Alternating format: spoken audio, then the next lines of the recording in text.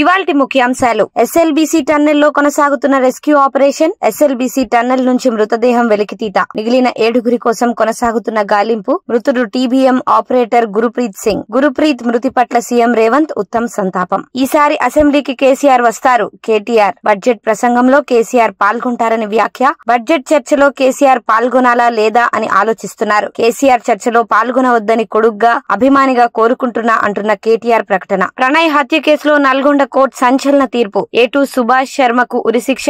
6 నిందితులకు జీవిత ఖైదు విధించిన నల్గొండ కోర్టు. 14 సెప్టెంబర్ 2018 మిర్యాలగూడలో ప్రణయ్ హత్య.